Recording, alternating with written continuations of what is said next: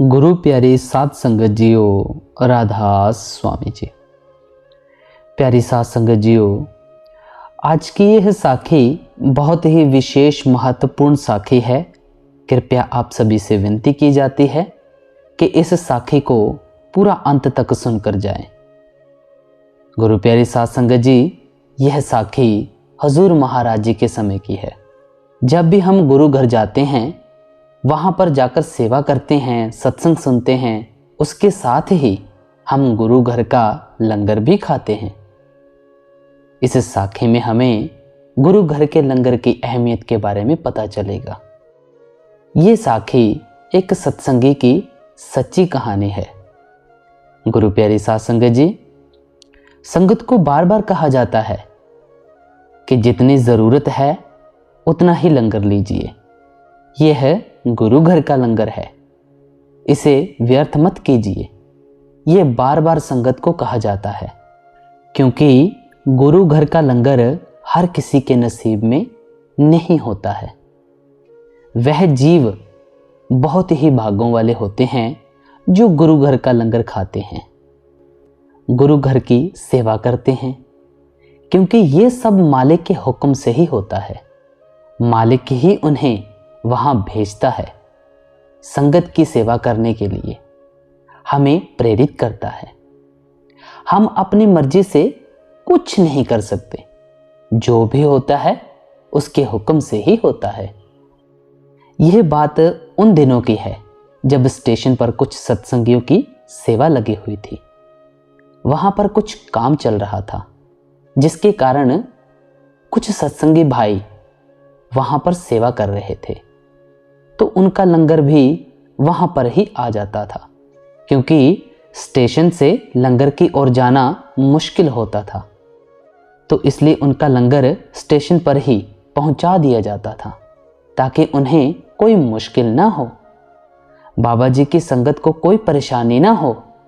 ऐसे ही उन सत्संगी भाइयों ने सेवा के दौरान स्टेशन के पास ही एक पेड़ के नीचे बैठकर गुरु घर का लंगर खाया।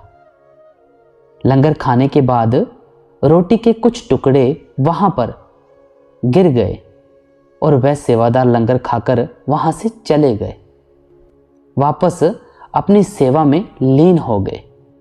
साध संगत जी, यह बात उस सत्संगी ने खुद संगत के बीच सतगुरु के सामने कही थी। सतगुरु का सत्संग चल रहा था और वह सत्संग में खड़ा होकर कहने लगा कि हे सच्चे बादशाह, मुझे आपसे एक अर्ज करनी है, कृपया मुझे मेरी बात कहने दें। सतगुरु ने कहा कि सत्संग के बाद कह देना। फिर उसे बिठा दिया गया, लेकिन कुछ देर बाद वह फिर खड़ा हो गया और कहने लगा, सतगुरु, मुझसे रहा नहीं जाता, मुझे मेरी बात कहने दें। तो सतगुरु महाराज ने बहुत ही फनी वे में पंजाबी में कहा कि चला ले जड़ी बंदूक तू चलानी है। तो उसने उस समय संगत को कहा था कि ये जो आपके सामने बैठे हैं, ये कोई इंसान नहीं है, ये रब हैं। ये मैंने खुद महसूस किया है। मैं आपको अपनी बात बताता हूँ। पिछले जन्म में मैं एक चील था और डेरा ब्यास के पास मेरा ठिकाना था और वही रहता था। एक दिन मैंने देखा कि ज़मीन पर कुछ रोटी के टुकड़े पड़े हुए हैं, तो मैं वहाँ पर गया और मैंने वह रोटी के टुकड़े खाए, जो कि डेरा ब्यास के लंगर के थे, और उसके बाद ही मेरी मृत्यु हो गई और मुझे ये मनुष्य जन्म मिल गया। यह बात मुझे अंतर्ध्यान होकर पता चली कि मैं पिछले जन्म में एक चील था। हे गुरु प्यारी संगते, ये खुद रब हैं, ये कहते नहीं हैं, ये खुद ही रब हैं। मेरी बात मानो। जब मुझे मनुष्य जन्म मिला तो मुझे सतगुरु ने नामदान की बख्शिश भी कर दी। उसके बाद मैं समझ गया था कि जो मैंने डेरे का लंगर खाया है, ये सब उसी की वजह से है, क्योंकि मुझ में ऐसी कोई भी ताकत नहीं है कि मैं गुरु तक पहुंच सकूं। ये सब सतगुरु ने किया, क्योंकि जो कोई भी गुरु घर का लंगर खा लेता है, सतगुरु उसका पार उतारा जरूर करते हैं। इसलिए तो संगत को बार बार कहा जाता है कि ये गुरु घर का लंगर है, इसे व्यर्थ ना करें, इसे व्यर्थ ना करें। ये बात उन्होंने बहुत बार संगत के बीच कही। उस समय बहुत सारी संगत के आंखों में आंसू भी आ गए थे।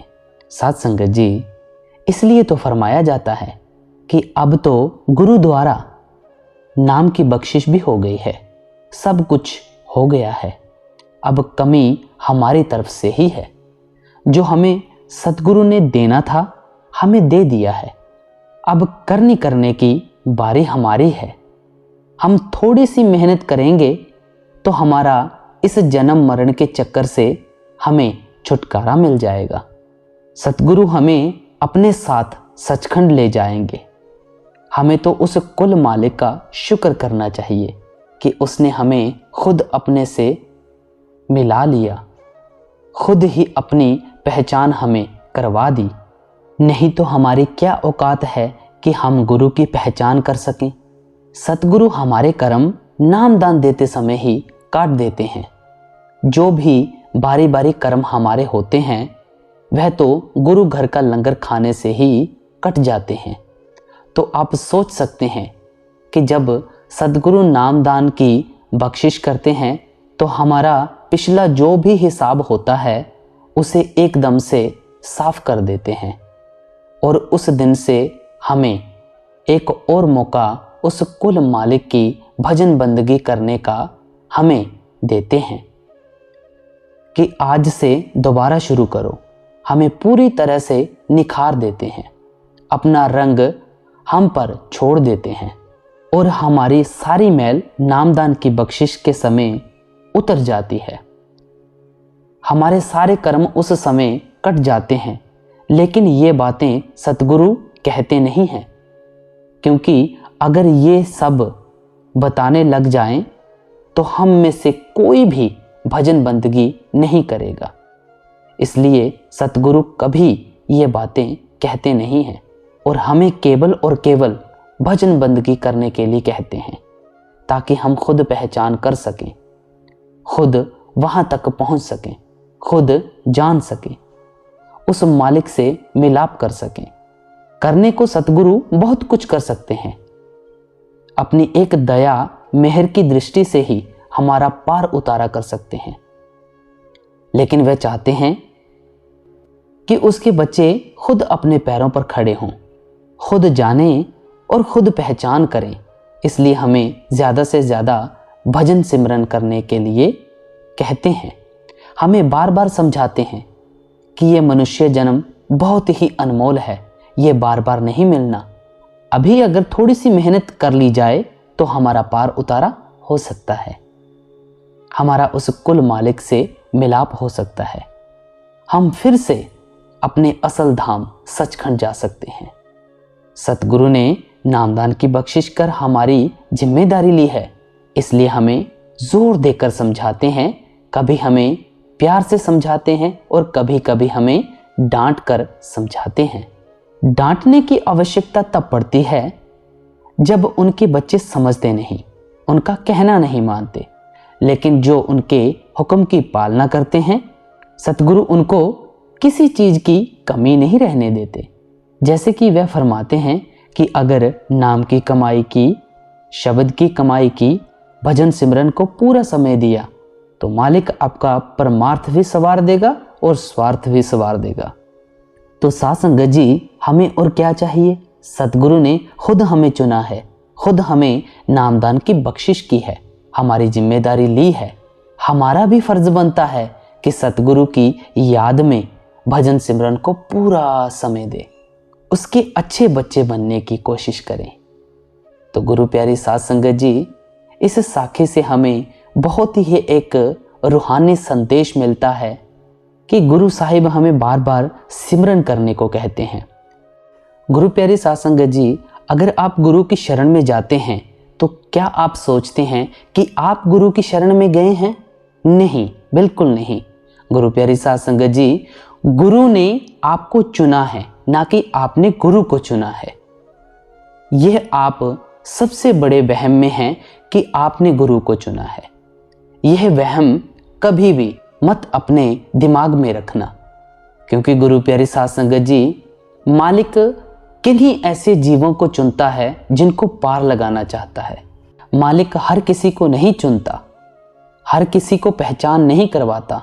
जो जानने की इच्छा रखता है और जो जानना चाहता है, मालिक उसी को चुनता है और गुरु की ड्यूटी लगा देता है कि इस जीव का पार उतारा करना है और इसको अच्छे पथ पर चलना सिखाना है। गुरु ने तो आपको चुना ही है, लेकिन जब आप गुरु की शरण में जाते हैं, किसी पूर्ण गुरु की शरण में जाते हैं, तो आपको खुद अंतर से ही एक अलग सी वाइब्स क्रिएट होती हैं। तब आपको पता चलता है कि गुरु हमारे लिए कितना आवश्यक है। तो गुरु प्यारी साध संगत जी, आज की यह रूहानियत भरी साखी से आपको बहुत कुछ शिक्षा मिली होगी। तो इस संदेश को आप अपने तन मन में धारण करें और भजन बंदगी करते रहें, सेवा करें, सत्संग सुनें, शब्दों को भी गाया करें और ऐसे ही परमार्थ के साथ जुड़े रहें। नई नई साखियाँ सुनने के लिए, डेली सत्संग सुनने के लिए, नई नई अपडेट्स प्राप्त करने के लिए आप चैनल को सब्सक्राइब कर सकते हैं। सोशल मीडिया पर भी जा सकते हैं। सतगुरु मार्ग फेसबुक, सतगुरु मार्ग इंस्टाग्राम, सतगुरु मार्ग टेलीग्राम, निस्वार्थ सेवा डिवाइन शब्द, आप कहीं भी जुड़ सकते हैं। तो इसी के साथ हम आपसे इजाज़त लेते हैं। मिलते हैं एक और नई वीडियो के साथ। प्यार भरी राधा स्वामी जी।